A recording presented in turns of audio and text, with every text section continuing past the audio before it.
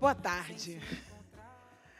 Bom, antes da gente começar essa conversa com nossa convidada especialíssima, eu quero dizer algumas palavras.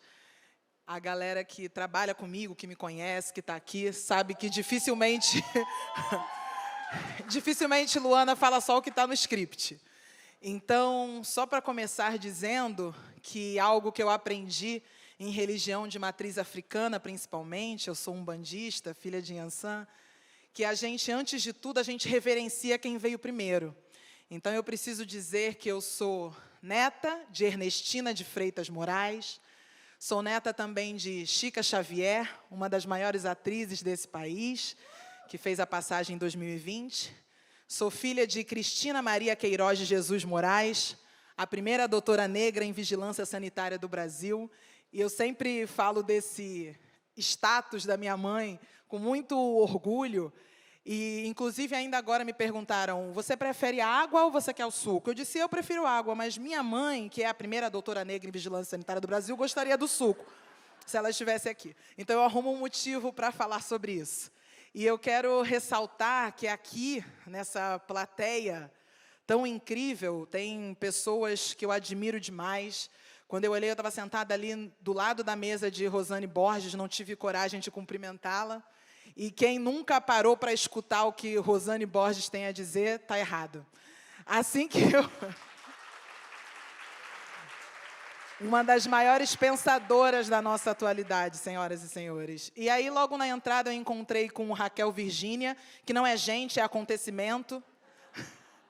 Encontrei com Samantha Almeida, que tem feito uma transformação na empresa a qual eu trabalho. Hoje teremos homenageada aqui minha empresária, Fátima Pissarra. Eu puxo o saco mesmo, gente. Junto com ela, minha também empresária, Preta Gil, que viu e acompanha o meu desabrochar. Malu Barbosa, também minha empresária, que foi a pessoa com quem eu conversei e disse assim, vocês me aceitam na Mind? Ela disse, você já é Mind antes de você saber que você era. E cá estou. E eu também quero destacar, porque eu sou apresentadora do Saia Justa no GNT, e algumas pessoas abriram um caminho muito grande para mim nesse canal, nessa casa, que realmente é a minha casa. Dani Mig, que foi a pessoa que a gente sentou no avião uma vez, ela me convidou para participar, a gente estava conversando sobre isso, para participar de uma reunião para falar do programa Super Bonita, que ia ter uma reformulação no programa, e eu, sem saber que Dani era a dona da coisa toda, eu comecei a abrir minha boca, que eu tenho a língua grande, comecei a dizer tudo que eu achava que estava errado. E aí, mas que bom que no final das contas deu certo, porque a Dani está sempre com a escuta muito aberta e realmente me recebeu de braços abertos e foi ela quem me fez o convite para ser uma das apresentadoras do Saia Justa. E junto com ela agora eu tive um encontro de almas com a gerente de marketing do GNT, Ana Cristina Almeida, que eu também sou apaixonada. Dito isso, eu quero falar que o GNT, assim como o Women to Watch, tem se esforçado arduamente para ter uma maior presença feminina e para ter pluralidade em todo o seu trabalho, tanto na frente quanto atrás das câmeras. Então, nós, mulheres, somos muitas. No elenco, nós, inclusive, somos a maioria. E temos 60% aí de mulheres na alta liderança da nossa marca. Agora a gente vai começar de fato, tá, Maria? Mil perdões por essa abertura. Sim, saudar, por favor, minha amiga profissional incrível, atriz maravilhosa, Maria Gal, que está fazendo a apresentação desse evento para a gente. Essa baiana que traz muito dendê e axé nesse sangue. Bom, Maria Homem é uma pessoa que talvez dispensasse apresentações, mas já teve uma apresentação feita pela Maria Gal, maravilhosa, uma psicanalista que faz a gente pensar e repensar a nossa existência, inclusive. Ela fala sobre o amor, ela fala sobre nós, e hoje a gente vai conversar um pouquinho aqui sobre a ideia de ser feliz ou ter razão. E aí eu queria que a gente começasse pensando, e até o final desse nosso bate-papo, que vocês, para saber se depois vocês vão mudar de ideia, mas pensem agora, logo de cara, essa pergunta, o que vocês responderiam se vocês tivessem apenas 15 segundos para responder sobre ser feliz ou ter razão? E aí, até o final do nosso papo, eu vou pedir que vocês repensem novamente e digam assim, continuei com a mesma ideia do início ou não. Maria, você quer falar alguma coisa de abertura? Quer chegar? Olha, eu quero chorar, eu quero rir. Gente, boa tarde, obrigada pelo convite. E, assim, que exuberância, né? Que coisa incrível isso, o desabrochar. Eu queria só marcar essa palavra que você trouxe, que eu acho que isso é o objetivo da gente aqui, né? Desabrochar, isso é da vida. A vida só existe se ela pode, se a semente vai parir, né? Uma outra vida. E, para resumir muito a nossa conversa, as mulheres e outras chamadas minorias majoritárias estavam fora da história. E eu acho que, com o passar dos séculos, a gente entendeu isso e está achando que todo mundo tem o direito de ser. Então, acho que é isso a nossa mesa, né? Isso a nossa conversa. Acho que todo mundo parou, mas a gente está na sobremesa, não é isso que eu entendi? Tá charutos, licores e cigarros. Vamos lá, gente, vai, toma café, fica à vontade, que a gente vai bater um papo. Você não quer fazer uma enquete, Luana? Quem quer ter razão e quem quer ser feliz? Boa, né? Porque né? aqui na pesquisa, Boa. na ciência da comunicação, eu faria uma enquete. Levanta a mão, né? Eu acho que então manda vamos bala primeiro aí. no quem prefere ser feliz. Levanta as mãos, por favor. Gente, vocês estão muito alegres. Vocês não estão entendendo nada. Tá muita alegria. E nem teve álcool aqui, gente. Vocês estão alegres? Ou teve alguma mesa que teve direito a álcool e eu não soube? Porque a minha só tinha água e suco mesmo. E Gente, é para assumir. Porque eu marquei algumas caras. Se a pessoa levantar a mão de novo agora... vamos lá. Quem tem a coragem de dizer que prefere ter razão? Temos. Teve alguma adesão. Tivemos alguma adesão. Provavelmente, não sei, os escorpianos, talvez. E os cancerianos, como eu, com certeza preferem ser felizes. Logicamente, a gente quer sempre ser feliz. Então, vamos lá. Eu vou começar, então, agora, perguntando o seguinte. Nesse nosso mundo atual, vai parecer um pouco clichê, mas é a realidade. A gente continua numa sociedade que está super polarizada.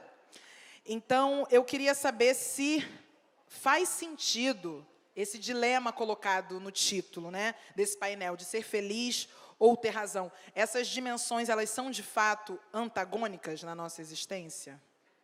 Profundo, né?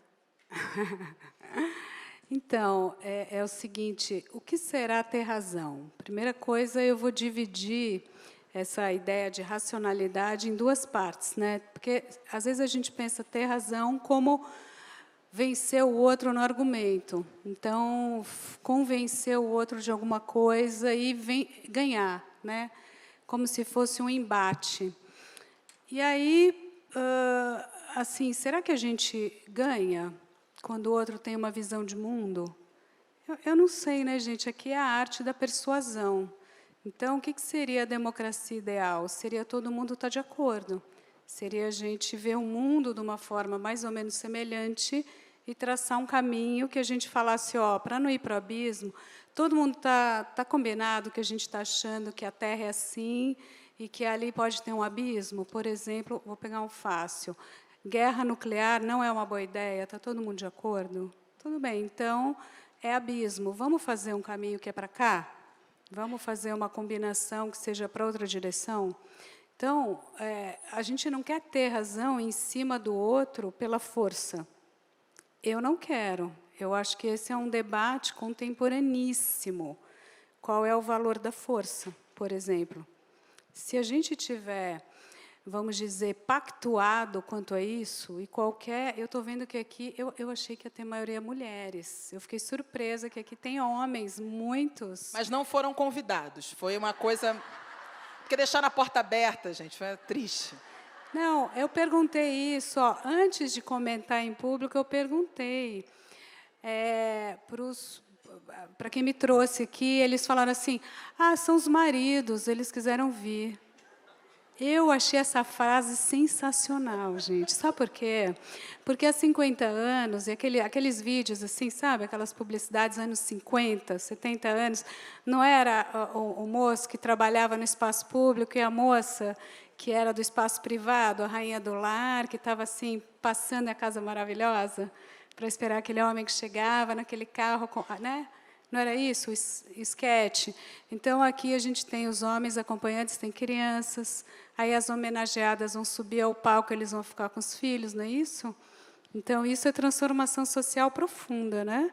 A gente teve, não que usar violência para falar, olha, mulher também é sujeito, negro também é sujeito, trans é sujeito, pobre é sujeito, né? Todos os que estavam fora da lógica macho, branco, hétero, rico, que você pode pensar na República de Atenas, na democracia de Atenas. O que é a república?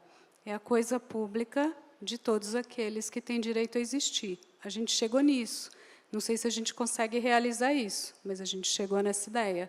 Essa ideia, por si só, ela é revolucionária e ela vai causar micro-revoluções. A cada vez que você também recebe não só essas identidades, como posições de desejo.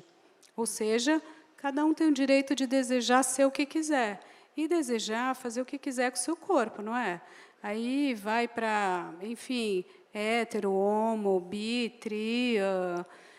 mais ou menos, a gente pode compreender que o conceito de família é um conceito muito mais ampliado do que a gente imaginava 100, 200 anos, não é isso?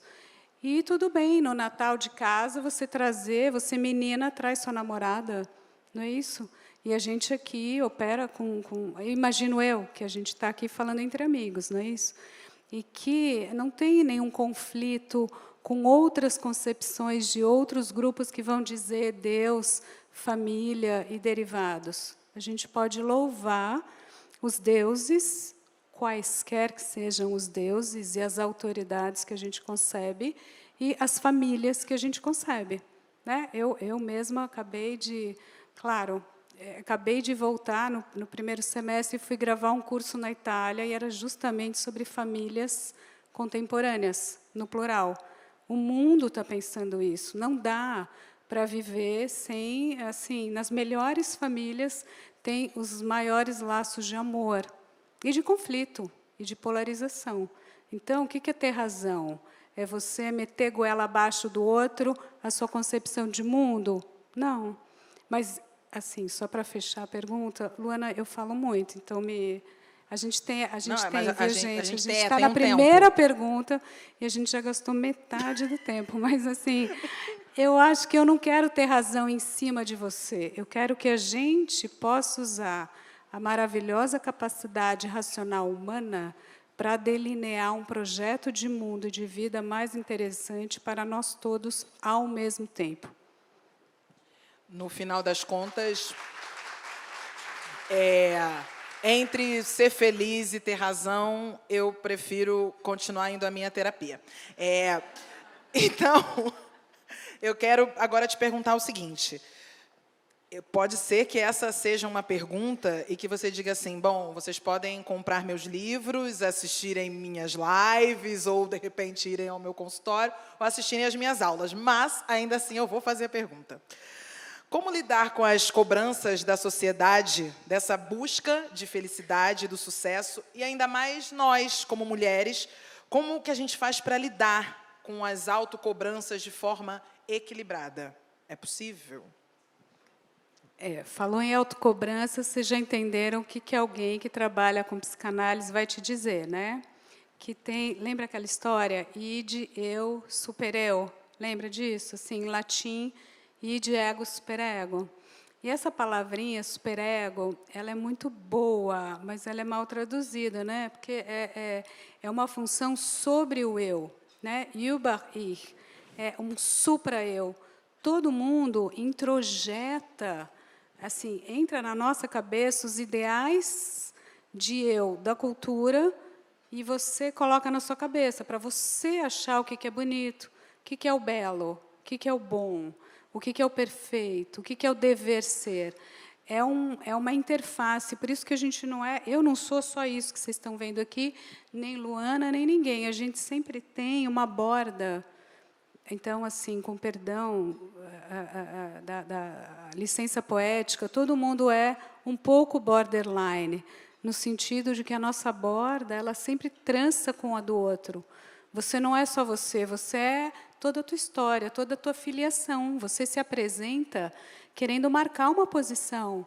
E você fez uma filiação materna, não foi? Maravilhosa. E eu poderia também fazer, me apresentar. E isso é Brasil, isso é lindo. Então, eu sou marcada pelo meu pai, pelo meu avô e meu bisavô, e minha avó e minha bisavó, e meus irmãos e meu filho. Inclusive aquilo que está depois de mim. E que faz sentido para mim acreditar que a perfeição, que os ideais seriam esses ou aqueles. Então, está claro que o eu... fazendo um parênteses aqui, por que a publicidade funciona e sempre funcionará? Porque o eu é insuficiente. Porque você vai chegar para qualquer sujeito humano, com seu inconsciente, e falar, ei, te falta alguma coisa. Não está bom isso aqui, não. Ó, compra aqui que eu vou te dar. Não tá muito bom, mas eu sei o caminho. Olha aqui, ó. Deixa eu te mostrar de um jeito bonito. Você vai cair. Você pode ser profissional disso. Você pode trabalhar com a melhor narrativa para isso. Você pode fazer pós-graduação em crítica disso. Mas você vai cair, porque o seu eu não é fechado. E porque você tem um super-eu introjetado em você, que tem a única função de ajuizar o eu. Ele julga o eu, ele está sobre o eu, falando como você está. Isto posto, por que a gente precisa fazer o eu aqui e o super-eu lá a 500 metros de distância? Esse que é o problema. É a disparidade dos ideais, ainda mais na cultura imagética, internética, que é a nossa, onde o seu ideal é nada mais, nada menos que Giseles e cristianos. Então, meu próprio... Vou citar de novo meu próprio filho, falando em filiação e futuro, ele diz assim, não, agora ele não é nem adolescente ainda, mas também não é criança. Aí ele fala, não, eu quero ser rico. Esse é o meu projeto de vida. Errado, não tá. Né? Aí eu falo, é mesmo, filho? Aí eu quero ter até... Quando eu tiver 15 anos, eu vou pagar a escola, você não precisa se preocupar. Aí eu já falei, eu não quero, você investe em outra coisa, eu não estou precisando. Não, eu vou pagar a escola e eu vou ter 30 milhões. Eu falei, 30 milhões? Porque só o carro do Cristiano Ronaldo, você sabe que é uma Ferrari X, que foi feita sob medida, que custa 28 milhões de dólares. Aí ele dá essa complementadinha. Eu falei, meu Deus, o que estamos fazendo com as nossas crianças? Vocês estão captando que o sarrafo está altíssimo? Agora vamos... E ele é macho, branco, hétero, não sei, mas, enfim, e devidamente privilegiado, tem, né, educação, cultura e tal. E imagina o que a gente não está fazendo com a gente mesmo. Mulheres, que você ainda tem que ser jovem, bela, magra, bonita, não é isso? Porque se você tem 60 anos, 70 anos, está fora do mercado... sexual, tem gente que escreve isso no jornal, não é isso? Você tem que, né? Então, que maravilha que a gente... Até a nossa mesa já é um convite à reflexão. Será que isso não é insano? O que a gente está querendo para a gente mesmo? Então, como não ter depressão, estresse, burnout, angústia e delírio? Acho que a gente está, começando, só para... encadeando o raciocínio, a diversidade é um conceito, ainda bem, da moda, né? Está todo mundo com departamentos, não é isso? E ESG não tem isso sem essa palavrinha diversidade. Eu mesma faço parte de um núcleo de pesquisa na USP, há muitos anos, o nome é Diversitas. Então, ouve bem, é o conceito, quando eu digo da moda, está entranhado nas nossas mentes. E ótimo. Só que tem um outro passo para a gente dar, que é questionar os ideais que a gente coloca para essa mesma diversidade. Porque não adianta você falar todo mundo é sujeito humano, sujeito de direito, num Estado que seria, a priori, democrático, inclusivo, colocaria todo mundo, e você tem que falar que todo mundo tem que ser super high. Aí não adianta, porque você está criando outra fábrica de neuroses. Não, e a gente precisa saber qual é o ponto de partida de cada pessoa, né? Porque, às vezes, a gente quer chegar a um determinado ideal, então tem ali a linha de chegada, entre muitas aspas, mas cada pessoa está num diferente ponto de início, né? Então, essa corrida ela é bastante complicada e injusta, talvez. Todo mundo está vendo vários vídeos na internet que dizem exatamente disso, e você questiona o conceito simplista, na sua acepção simples de meritocracia, sem dúvida. Mas não é nem isso que é a linha de partida, muito bem observado, e a linha de chegada. É a linha de chegada. Então, o que eu estou tentando transmitir para esse mesmo pobre filho, coitado, que está aqui de álibi? Para que você quer os seus 30 milhões de dólares? Né? Assim, você faria o quê? Vamos junto, mas vamos pensar junto. Assim, você vai, né? O que você quereria fazer? O que você quereria construir? Então, por que você quereria ter esse corpo? Por que você quereria ter essa pele, essa roupa, esse carro, esse tudo? Então, assim, eu acho que a gente está ousando questionar isso. Quando a gente usa o conceito de experiência, que é outro conceito também que está entrando mais nas nossas cabeças, a gente fala assim, espera aí, o que eu vou experimentar com isso? O que é viagem? Né? Não é só o carro, o telefone e tal. Claro que aí a cultura do capitalismo vai te vender a experiência, mas a gente também está mais esperto. A gente não está caindo também tão ingenuamente, não é? Acho que a gente vamos esperar a computação quântica. Qual que é a minha aposta? A gente conseguir mensurar, de verdade, o índice de satisfação subjetiva com as experiências. De verdade, sabe? Agora eu já estou quase, assim, parece ficção científica, mas coloca um chip no seu cérebro e você não para de mentir para você mesmo. O que você gosta? Afinal, quem é você? O que você gosta? Fora da tribo, fora da modinha, fora dos efeitos grupais de massa, que vão te vender ideais prontos. O que é real e o que é efeito... Eu não gosto muito desse termo, mas efeito manada, né? O que você gosta de verdade, qual é o seu desejo real, o que está dentro de você, mas sem todas as influências externas, né? Sem você ir no que o outro acha que é o ideal para você. Que a gente, na verdade, fica obedecendo muito mais do que a gente sabe que está obedecendo. Pode confiar em mim. Por quê? Porque eu escuto... O que você escuta no divã? Eu adoro esse trabalho da clínica, porque é o backstage. É como se você estivesse aqui no palco, né? A vida nossa, o trabalho e tal, e tem aquilo lá que ele vai te falar a verdade. Ele só vai te falar a verdade porque dói. Então, é por isso que eu digo, eu sempre simpatizo com a angústia, porque não tem saída, ela revela. Então, você fala, eu não aguento mais, eu tive que fazer uma reunião com o chefe tal, ou não consegui fazer, eu tive que mentir, ou eu tenho tal casamento, tal castelo dourado, mas eu tenho tal amante, tal... Gente, eu nem vou começar aqui a abrir o caldeirão de Pandora, nem vou, mas vocês estão entendendo muito bem o que eu estou falando. Assim, no fundo, quando a coisa aperta, todos os belos cenários não fazem menor sentido, não é? Então, assim, quem somos nós? Quem é você? O que você gosta? O que será viver? Isso é muito difícil. Já faz 3.000 anos que a gente tem a melhor filosofia para perguntar como cada um quer viver, não como as tábuas da lei vão dizer para mim como viver. O que é muito bom ter tábua da lei, hein? É muito bom ter, sobretudo, os interditos. Acho ótimo, tá? Acho que está um bom combinado não matar e derivados, né? Mas, assim, o viver correto é esse, né? É esse, sei lá, vamos crescer, estudar, trabalhar, acumular, casar, comprar o sítio, o cachorro, a praia, aposentar e morrer. Gente, a vida é tão mais difícil que isso.